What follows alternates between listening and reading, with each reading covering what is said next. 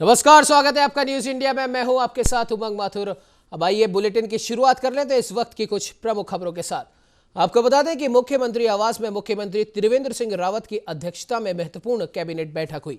इस दौरान शासकीय प्रवक्ता मदन कौशिक सहित कई कैबिनेट मंत्री मौजूद रहे। तो वहीं बैठक की जानकारी देते हुए मदन कौशिक ने बताया कि बैठक में कुल 7 प्रस्ताव आए और सभी पर कैबिनेट ने अपनी मुहर लगाई। उन्होंने बताया कि मुख्यमंत्री घसियारी कल्याण योजना को कैबिनेट में मंजूरी मिल गई है। तो वहीं संस्कृत शिक्षा के 57 शिक्षकों को 155 समायोजन पर सहमति दी गई है। मदन कौशिक ने बताया कि वन भूमि पर दी गई लीज के नवीनीकरण और नई लीज की मंजूरी पर भी मुहर लगाई गई। साथ ही उत्तराखंड पुलिस दूरसंचार अधीनस्थ सेवा नियमावली 2021 में कोई संशोधन नहीं किया गया। इस बैठक में उत्तराखंड राज्य कृषि उपज पशुधन विपणन प्रोत्साहन और सुविधा अधिनियम 2020 की धारा 87 में संशोधन पर सहमति हुई। इसके साथ ही कोविड-19 के इलाज के लिए डेडिकेटेड 600 बेड के अस्पताल में 50 आईसीयू बेड शामिल करने पर भी मुहर लगी।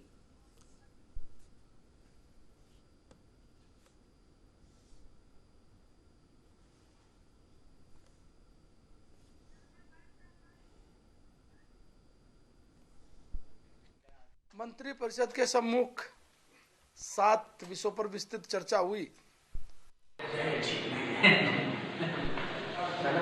मंत्रिपरिषद के सम्मुख 7 विषयों पर विस्तृत चर्चा हुई और 7 महत्वपूर्ण इशू थे और उसमें एक नई योजना भी लागू हुई, घसियारी, मुख्यमंत्री घसियारी योजना करके। इससे अलग वन विभाग से संबंधित, लीज रेंट से संबंधित विषय पर भी चर्चा आज की, जिसको किया। दूरसंचार अधीनस्थ सेवा नियमावली का प्रख्यापन किया गया। संस्कृत विभाग में जो बचे हुए अध्यापक थे, 155 में से जो सब्जेक्ट के अलग थे, उन सब पर ही मंजूरी दी गई। घसियारी कल्याण योजना मैंने पहले ही बता दिया है। मंत्रिपरिषद तो आपको बता दें कि आज मुख्यमंत्री त्रिवेंद्र सिंह रावत के निजी आवास पर उनकी अध्यक्षता में एक महत्वपूर्ण कैबिनेट बैठक संपन्न हुई। इस बैठक में राज्य से जुड़े हुए कई फैसलों पर, कई अहम फैसलों पर आपको बता दें कि मुहर भी लगी है। तो वहीं इस खबर पर ज्यादा जानकारी के लिए उत्तराखंड से ब्यूरो हेड भूपेंद्र गुप्ता हमारे साथ में जुड़ चुके हैं। भूपेंद्र जी, जानना चाहेंगे आज की इस बैठक में किन किन प्रस्तावों पर मुहर लगी है और क्या कुछ अपडेट रही इस बैठक से जुड़ी हुई? जी देखिए उमंग, आपने बिल्कुल ठीक कहा कि जो है ये बहुत महत्वपूर्ण बैठक है, कैबिनेट की बैठक होती है और उसमें जो तमाम वो नियम और वो कानून पे जो है चर्चा और उससे सैद्धांतिक स्वीकृति के पे बात होती है। जो जो महत्वपूर्ण फैसले हैं जो राज्य हित में लिए जाने हैं, जिसकी वजह से कितना जो है काम प्रभावित हो रहा है या जो काम चल रहा है उनको कितनी गति मिले। तो इस पूरे, चूंकि ये चुनावी साल भी है, तो इस केस को ध्यान में रखते हुए जो मुख्यमंत्री की तरफ से, जो पहले भी हम लोग इस पे लगातार जो है अपने दर्शकों को अपडेट देते रहे हैं, जो है घसियारी कल्याण योजना जो है उसको आज कैबिनेट की तरफ से मंजूरी मिल गई है। और इस योजना की वजह से महिलाओं के प्रति जो एक आदर का, सम्मान का भाव जो सरकार में दिखता है वो और पूरा होता हुआ नजर आ रहा है। देखिए जिस तरीके से मुख्यमंत्री ने कहा है कि जो विआहता पत्नियां हैं, जो विआहता हैं, उनको अपने पति की संपत्ति, अतिरिक्त संपत्ति में बराबर का हक मिलेगा। और जो नारी सशक्तिकरण की बात हो रही है, उसी के तहत पहाड़ की तमाम औरतें जो है पहाड़ों में घास काटने जाती हैं, उनमें जो उनके साथ किसी प्रकार की दुर्घटना हो जाती है, चाहे वो जंगली और आवारा पशुओं की वजह से हो या उनका चट्टानों से फिसल करके गिर जाने का हो, उसको ध्यान में रखते हुए मुख्यमंत्री की तरफ से ये जो है योजना का बात लगातार मीडिया में कही जा रही थी और जिसको हम लेकर के हम लोग लगातार अपने दर्शकों को अपडेट देते रहे थे, उसको लेकर के ये महत्वपूर्ण आज जो है कैबिनेट की तरफ से मंजूरी मिल गई है। और अब ये राज्य को आज से ये महिलाओं को इसकी सौगात मिलेगी जो पहाड़ी क्षेत्र में, दुर्गम क्षेत्रों में काम करती हैं महिलाएं। और इसके साथ ही साथ जो सबसे खास और अहम है कि कोविड की वजह से जिस तरीके से पूरे देश दुनिया ने सफर करा है, उसको ध्यान में रखते हुए पहाड़ी क्षेत्र है, तमाम यहाँ पे स्वास्थ्य सेवाओं की तमाम जो है अभी जो है उतनी मजबूत सुविधाएं नहीं मिल रही हैं।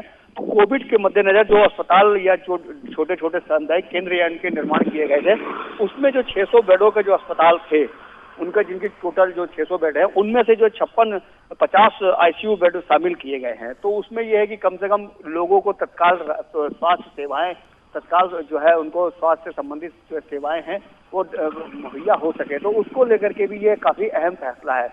इसके अलावा तमाम और जो फैसले हैं उनको, जिसमें पुलिस महकमे में बड़ी खुशी की लहर है कि जो 10 साल तक का जो एसआई है, सब इंस्पेक्टर थे, वो अपनी सेवा पूरी कर लेंगे। तो उसमें जो उन्होंने संशोधन किया है कैबिनेट की तरफ से कि जो है दूरसंचार अधिनियम सेवा नियमावली में संशोधन करने पे कि जो 10 साल की जिनकी सेवा पूरी कर ली गई है वो अब सीधे इंस्पेक्टर के पदों पर तैनात होंगे। तो इस तरीके की जो तमाम ये जो करीब 7 प्रस्तावों पे मुहर लगी है आज, इससे हम कह सकते हैं कि चाहे वो पुलिस सरकारी कर्मचारियों का हो जिसमें पुलिस महकमा है, या आपके स्वास्थ्य का हो, महिलाओं से संबंधित हो, उन मामलों को मजबूती जो है प्रदान की गई है और कैबिनेट की तरफ से इस पर मुहर लगी है। और इसी के साथ साथ जो वन भूमि है, क्योंकि उत्तराखंड में जो है करीब 65% से अधिक भूभाग पे जो है जंगल है, वन भूमि है, तो उनकी जो लीज दी गई है उस लीज के नवीनीकरण को लेकर के काफी क्षेत्रों में पूरे प्रदेश के जो तमाम इलाकों में लोग हैं, लीज धारक हैं, पट्टा धारक हैं, उनमें भी काफी जो है लंबे समय से मांग कर रही थी कि उनका जो लीज है वो रिन्यू नहीं हो पा रही है, वो नवीनीकरण नहीं हो पा रहा। तो उस दिशा में भी आज कैबिनेट में इसमें मंजूरी मिल गई है। तो सभी वर्गों को, सभी तबकों को साधने का प्रयास किया गया है सरकार की तरफ से, और यही कैबिनेट में लगातार जो है इसको लेकर के हम लोग कयास भी कल लगा रहे थे, जो अपने दर्शकों को अपडेट दे रहे थे कि उसी के तहत ये सवाल दिखाया गया है। तो ये बड़ी राहत देने वाली खबरें हैं महिलाओं के लिए जो वन भूमि में पट्टे धारक हैं उनके लिए, या स्वास्थ्य से संबंधित सेवाएं हैं पहाड़ के दुर्गम क्षेत्रों में उसके लिए। तो ये इस पे एक खुशी की लहर है। और अभी हमारी कई लोगों से बात जो हुई कैबिनेट के फैसलों को लेकर के, तो उनका भी कहना था कि कम से कम इस बात का ध्यान रखा गया है जो ये जरूरत थी, और ये जरूरत की चीजों को, तमाम योजनाओं को आज कैबिनेट से मंजूरी मिल गई है। तो निश्चित तौर पे सरकार को भी लाभ मिलेगा और जो संबंधित लोग हैं उनको भी इसका लाभ मिलेगा। उन्होंने जी बिल्कुल भूपेंद्र जी बिल्कुल सही कहा, और कहीं ना कहीं हर वर्ग को, हर क्षेत्र को छूने की कोशिश की गई है। 7 महत्वपूर्ण कह सकते हैं कि प्रस्तावों को मंजूरी दे दी गई है। एक महत्वपूर्ण बात, और स्वास्थ्य की हमने बात कर ली, हमने इंफ्रास्ट्रक्चर की भी यहाँ पर बात कर ली है। शिक्षा के क्षेत्र की अगर बात करें तो संस्कृत शिक्षा विभाग के 57 शिक्षकों को 155 शिक्षकों में समायोजित किया जाएगा। इस बारे में क्या कुछ जानकारी है?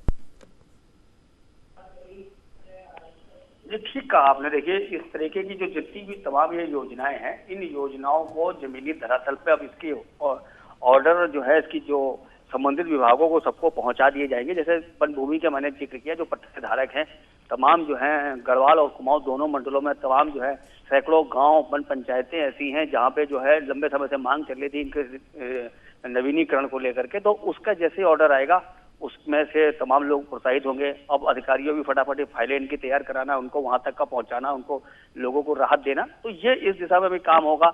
जिनकी 10 साल जो जिस तरीके से पुलिस महकमे में जो 10 साल की सेवा पूरी कर चुके हैं उनके ऑर्डर होना, उनको राहत देना। स्वास्थ्य से संबंधित बात करें तो स्वास्थ्य को लेकर के जिस तरीके से 50 बेडों में आईसीयू की व्यवस्था करी गई है, वो 50 बेड वाले आईसीयू, तो वो कहीं ना कहीं ये पूरे जो है सब मैंने बताया ना आपको कि जिस तरीके से ये समस्त चीजों को ध्यान में रखते हुए ये जो बेसिक चीजें हैं स्वास्थ्य की, तो बहुत ज्यादा बुनियादी जो है दिक्कतें पहाड़ में रहती है। लगातार हम देखते हैं कि जो सेवाएं पिछले 20 साल में राज्य निर्माण के बाद से जो होनी चाहिए थी उतनी मजबूत स्वास्थ्य सेवाएं प्रदेश को नहीं मिल पा रही है।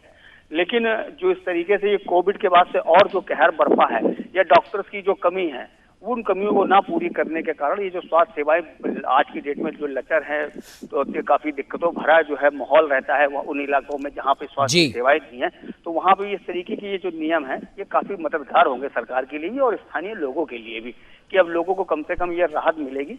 तो बेसिक चीजें तो रहेंगी। आईसीयू केवल कोविड के मद्देनजर नहीं, आम जो बात जनजीवन में भी जो तमाम समस्याएं हैं, दिक्कतें हैं, उनके मद्देनजर भी काफी राहत देने वाला होगा। जी बिल्कुल भूपेंद्र जी, आपने बिल्कुल सही कहा। और कहीं ना कहीं इस कैबिनेट बैठक में जिन 7 अहम प्रस्तावों की हमने यहाँ पर चर्चा भी की है, वो आने वाले समय में हो सकता है कि काफी दूरगामी भी साबित हो। फिलहाल इस खबर पर तमाम जानकारी देने के लिए भूपेंद्र जी आपका बहुत बहुत धन्यवाद। तो आपको बता दें कि आज मुख्यमंत्री त्रिवेंद्र सिंह रावत के आवास पर एक महत्वपूर्ण बैठक यहां पर हुई और इस बैठक में 7 अहम प्रस्तावों पर मोहर भी लगाई गई।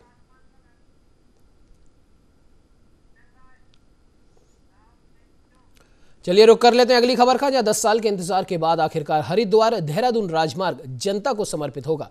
जिस हरिद्वार देहरादून राजमार्ग का चौड़ीकरण वर्ष 2013 तक हो जाना चाहिए था, उसकी अब जाकर राह खुली है। 10 साल के उतार चढ़ाव के बाद अब जाकर राजमार्ग का चौड़ीकरण पूरा हो चुका है और केंद्रीय सड़क परिवहन और राजमार्ग मंत्री नितिन गडकरी 26 फरवरी को इस राजमार्ग को जनता को समर्पित करेंगे। वर्चुअल माध्यम से केंद्रीय मंत्री नितिन गडकरी हरिद्वार दून राजमार्ग का लोकार्पण करेंगे। तो वहीं शासकीय प्रवक्ता मदन कौशिक ने मंत्री नितिन गडकरी का इसके लिए धन्यवाद दिया। और पूरा का पूरा जो और अन्य योजनाएं हैं राज्य की वो भी होंगी। और मैं समझता हूं कि हमारे लिए एक बड़ा एक बहुत ही अच्छा विषय है कि जिस विषय को लगता था कि पूरा नहीं हो पाएगा, और भारत सरकार के माननीय मंत्री नितिन गडकरी जी को मैं धन्यवाद देता हूं। मुझे कई बार वहां जाकर जब मीटिंग हुई और उन्होंने अपने अधिकारियों को निर्देशित किया कि मुझे बिफोर टाइम ये चाहिए, तो बिफोर टाइम ये सारा काम पूरा हो गया है। तो वहीं इस खबर पर ज्यादा जानकारी के लिए हमारे साथ हमारे संवाददाता महेश पवार जुड़ चुके हैं। महेश, जानना चाहेंगे आपसे, 10 साल के बाद में आखिरकार हरिद्वार देहरादून राजमार्ग अब जनता को समर्पित होने ही जा रहा है, क्या कुछ अपडेट है इस खबर को लेकर?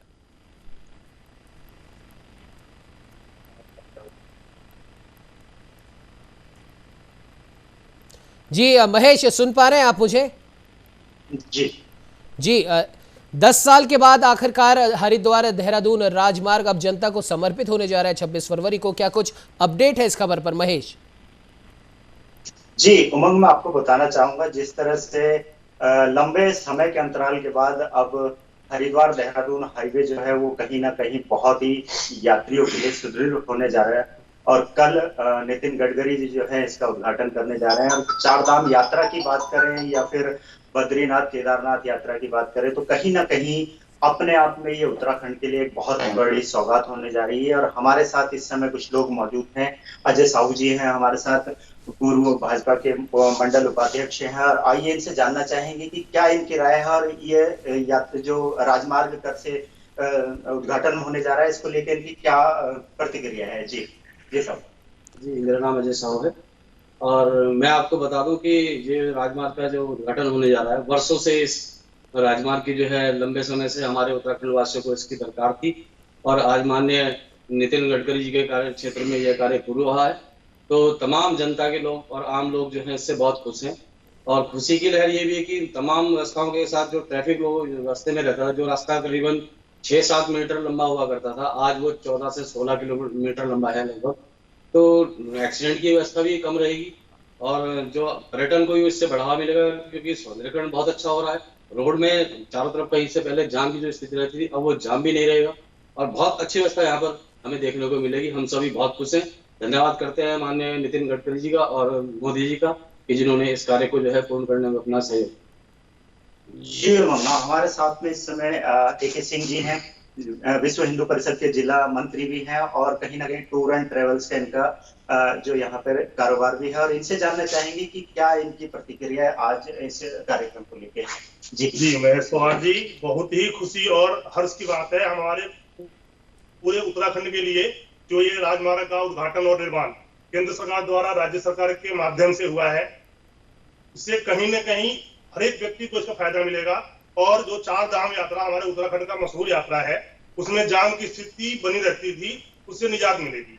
रही बात केंद्र सरकार की, मोदी जी की, और जो हमारे गांव के यहाँ के आम जनता है उनके लिए भी बहुत फायदा मिलेगा इस पर। इसलिए मैं केंद्र सरकार साथ में नितिन गडकरी जी, केंद्रीय परिवहन मंत्री जी का विशेष आभार और धन्यवाद व्यक्त करना चाहूंगा। जय हिंद, जय उत्तराखंड। जी, कहीं ना कहीं उत्तराखंड के वासियों को ये बहुत बड़ी सौगात मिलने जा रही है। और हर आदमी जो है यहाँ पर आज खुश है। और कहना है कि कहीं ना कहीं जैसे यात्रा के दौरान जो जाम लगता था उससे तो निजात मिलने जा रही है, लेकिन उत्तराखंड के वासियों को एक बहुत बड़ी सौगात भी यहाँ पे मिलने जा रही है। जी जी बिल्कुल महेश, आप हमारे साथ में जुड़े और आपके साथ में तमाम मेहमानों का भी हमारे साथ जुड़ने के लिए बहुत बहुत धन्यवाद। आपको बता दें कि उत्तराखंड के 10 साल का इंतज़ार अब खत्म हो चला है। हरिद्वार और देहरादून राजमार्ग का कल विधिवत रूप से उद्घाटन हो जाएगा और वो जनता को समर्पित कर दिया जाएगा।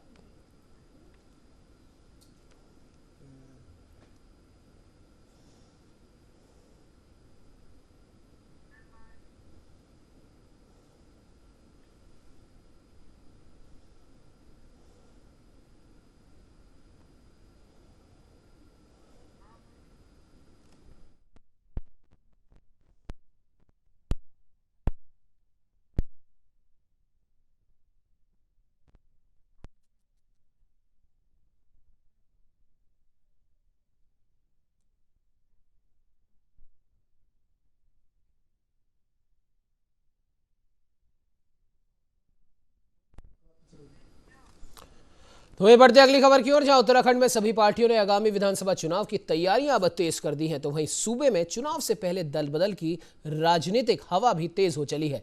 फिलहाल पार्टियां विपक्षी दलों के नेताओं के अपनी पार्टी में आने का दावा करते हुए दिखाई दे रहे हैं, जिससे उत्तराखंड की राजनीति अब गर्मा गई है। बीजेपी जहां राज्य और केंद्र सरकार के द्वारा किए गए कामों के सहारे जनता के बीच जाने की तैयारी में है, तो वहीं विपक्षी कांग्रेस में प्रदेश सरकार की कमी और किसान कानूनों को मुद्दा बनाकर चुनावी समर में उतारना चाहती है। तो वहीं विधानसभा चुनाव से पहले उत्तराखंड की राजनीतिक पार्टियां खुद की मजबूती के दावों को विरोधियों में दल बदल की भगदड़ होने के बयानों के साथ दे रही है। तो वहीं प्रदेश में सबसे ज्यादा बयानबाजी भाजपा, कांग्रेस और आम आदमी पार्टी से ही आ रही है। तो मुसीबत न बने या ये कहीं रोड़े न अटकाएं। कांग्रेस के जहां तक सवाल है, कांग्रेस तो पहले अपना परिवार संभाल ले।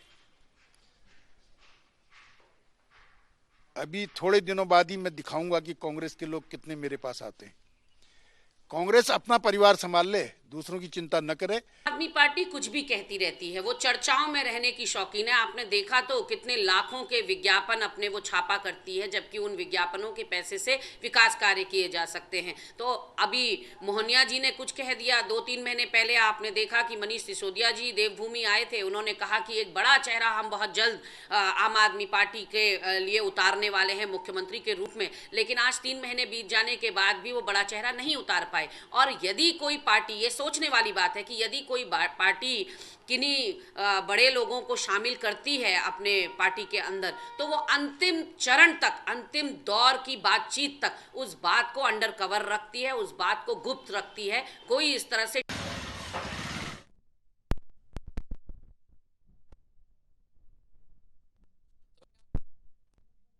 करने के लिए विनोद सुवाल, प्रदेश प्रवक्ता बीजेपी, जुड़ चुके हैं और साथ ही साथ दीपक बलियोटिया भी जुड़ चुके हैं, प्रदेश प्रवक्ता हैं कांग्रेस से। आप दोनों का ही न्यूज इंडिया में बहुत बहुत स्वागत है।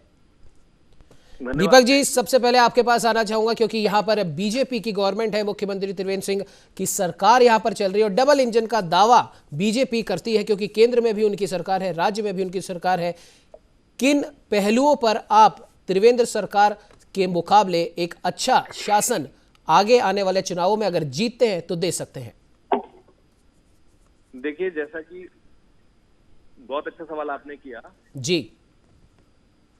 आज उत्तराखंड बने हमें 20 साल हो चुके और लोगों ने डबल इंजन की सरकार पे भरोसा करते हुए, क्योंकि जो इन्होंने वादे किए थे जी, उस वादे पे विश्वास करते हुए इनको पूर्ण बहुमत दिया। लेकिन आज 4 साल बीतने के बाद 4 साल ये सरकार सोई रही, 4 साल बाद ये जाग रही है और ये अपने जितने भी मैनिफेस्टो में वादे किए थे उसको लेके चिंतित है जी। तो अब जब अगर हम बात करते हैं आने वाले विधानसभा चुनाव की, बात सिर्फ हम चुनाव तक सीमित ना रहे, चुनाव के बाद हमें उत्तराखंड की तस्वीर और तकदीर कैसी बनानी है इस पर चिंतन करना चाहिए जी। हमारा उत्तराखंड राज्य जो जिसमें जड़ी बूटियां 250 से ज्यादा जड़ी बूटियां हैं। मुझसे पूछिए जी। बिल्कुल बिल्कुल विनोद जी, आपके पास भी आएंगे जवाब ले लेते हैं सवाल का पहले। देखिए, इतना हमारी प्राकृतिक सौंदर्यता से, प्राकृतिक संपदा से परिपूर्ण जो हमारा राज्य है, उस राज्य के लिए एक बिजनेस मॉडल की हमें प्लान करना चाहिए ताकि जो पलायन हुआ है वो रुक सके और जो लोग बाहर गए वो वापस आ सके। और इस जो हमारी आय बढ़े, उस आय से हमारे स्कूल, हमारे कॉलेजेस और हमारे जो शिक्षा का, चिकित्सा का जो है विकास हो सके। तो इस पर हमने काम करना चाहिए। जी बिल्कुल। विनोद जी, आपके पास आना चाहूंगा। दीपक जी ने जो भी कार्य बताया, जाहिर सी बात है वो एक तरीके से आपके ऊपर, आपकी पार्टी के ऊपर, आपकी सरकार के ऊपर एक तरीके से उन्होंने तमाम इन सभी कार्यों में फेल होने की कहीं ना कहीं वो बात कर रहे हैं। आप किस प्रकार से लेते हैं इन बातों को? देखिए, भारतीय जनता पार्टी एक ऐसी पार्टी है जिसके नेता हमारे नरेंद्र भाई मोदी हैं और प्रदेश के अंदर त्रिवेंद्र जी हमारी सरकार को चला रहे हैं। 4 वर्षों के अंदर हम चैलेंज है हमारा आप पार्टी को कि हमने इस राज्य की कोई व्यवस्थाओं को अव्यवस्थाएं होने दी होंगी, चाहे कोरोना काल रहा हो, चाहे अन्य कार्यकाल रहा हो। और आज भी आप उत्तराखंड के अंदर आएंगे, अभी आप भी आएंगे तो आपका भी बहुत स्वागत है। आप देखेंगे उत्तराखंड के अंदर कितना अच्छा विकास 4 वर्षों के अंदर हुआ है। जहाँ दूर दराज तक सड़कें गांव तक पहुंची, जहाँ दूर दराज तक सुरम्य स्थानों पर जो है तो पर्यटक स्थल डेवलप कर दिए गए हैं। ये आप पार्टी को भी ये बोलने का नैतिक अधिकार नहीं है। ठीक है, थोड़ी उछल कूद कर रहे हैं तो करते रहे। बिल्कुल विनोद जी, लेकिन कहीं ना कहीं जो बात कही जा रही है वो अभी कह सकते हैं कि तमाम योजनाओं, परियोजनाओं और शिलान्यासों का हम कह सकते हैं कि एक तरीके से दौर चल पड़ा है। बहुत तेजी से तमाम घोषणाएं पूरी की जा रही हैं, परियोजनाएं पूरी की जा रही है, शिलान्यास पे शिलान्यास हो रहे हैं, मुख्यमंत्री और आपके तमाम कैबिनेट मंत्री वार्ता पे वार्ता कर रहे हैं। तो क्या हम ये मान रहे हैं कि आने वाले चुनाव की आहट को देखते हुए अब तमाम रुके हुए कार्य पूरे करने की जल्दी में है? जनता पार्टी एक ऐसी पार्टी है जिसपे चुनाव के लिए कोई बहुत बड़ा मुद्दा नहीं होता है। हम जो राजनीतिक कार्यकर्ता हैं, हमारी पार्टी के, हमारे संस्कार में ये है कि हमारे लिए चुनाव कोई बहुत बड़ा मुद्दा नहीं है। हम समाज सेवा के लिए जनता के बीच में आते हैं। और इस समय भी जो हमारे त्रिवेंद्र जी हैं, वो भी हमारे प्रदेश के मुख्यमंत्री, हम बिल्कुल इस तरह की बातें नहीं करते हैं कि हम चुनाव के कारण कुछ और कर रहे होंगे या इस तरह कर देंगे, कोई लोगवानी बात कर देंगे। हम जो करेंगे अपनी रफ्तार से करेंगे, सरपट रफ्तार जितनी हमारी है। मुझे अगर किसी को लग रहा है हम तेजी से विकास कर रहे हैं तो उनका स्वागत है, जिनको ऐसा लग रहा है।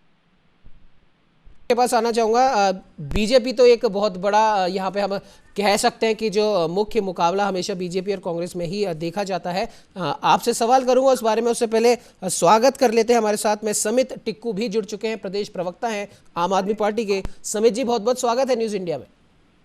धन्यवाद, नमस्कार जी समित जी, आऊंगा आपके पास। उससे पहले दीपक जी से एक महत्वपूर्ण सवाल का जवाब ले लेते हैं। दीपक जी, क्या लगता है आपको, आम आदमी पार्टी दिल्ली में जिनकी 2 बार से सरकार चल ही रही है, क्या वो उत्तराखंड में भी कांग्रेस या फिर अभी मौजूदा सरकार को चुनौती दे पाएगी? देखिए, आप पार्टी अपना उत्तराखंड में जो है राजनीतिक जो है भविष्य तलाश रही है जी।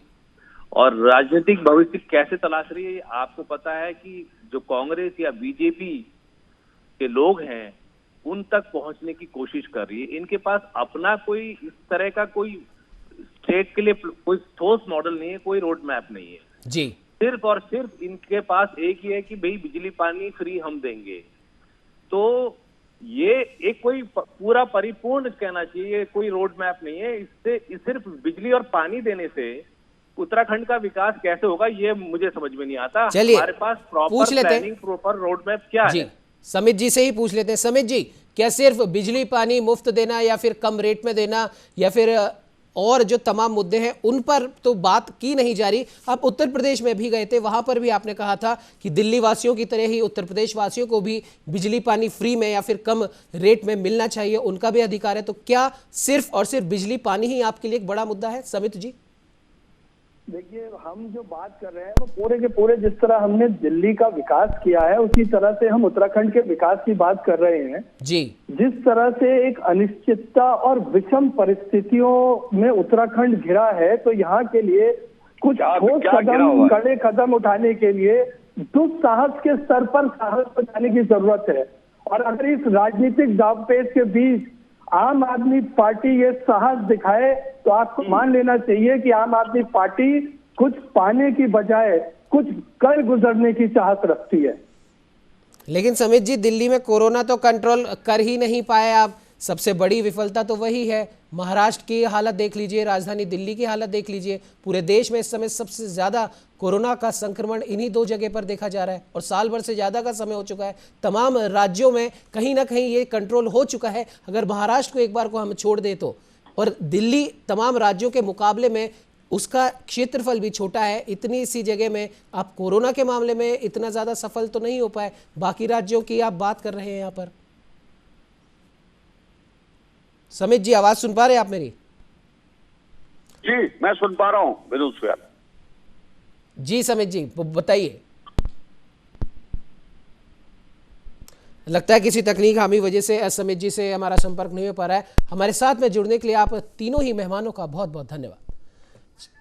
चलिए, अब बात हम करें अगर उत्तराखंड के आने वाले चुनावों की, तो बीजेपी मौजूदा जिसकी सरकार है और कांग्रेस जो विपक्ष में एक मजबूत विपक्ष का काम कर रही है, उन दोनों के बीच में तो एक तगड़ा मुकाबला है ही सही। साथ ही साथ आम आदमी पार्टी जो पहले पंजाब की ओर उन्होंने रुख करा, उसके बाद अब गुजरात में भी उन्होंने उपचुनावों में अपने हाथ जरूर आजमाए हैं। उत्तर प्रदेश की ओर वो रुख कर चुकी हैं। उत्तराखंड में भी अब वो अपनी राजनीतिक जमीन जरूर तलाशेगी और इसके लिए तमाम दावे और वादों का सिलसिला अब शुरू ही होने वाला है। अब देखने वाली बात यह होगी कि अब आने वाले विधानसभा चुनावों में क्या प्रमुख टक्कर बीजेपी और कांग्रेस में रहेगी या फिर आम आदमी पार्टी भी एक तीसरा मोर्चा यहां पर खड़ा कर सकती है। फिलहाल इस चर्चा में इतना ही। देश दुनिया की तमाम खबरों को जानने के लिए आप बने रहिए हमारे साथ और देखते रहिए न्यूज़ इंडिया।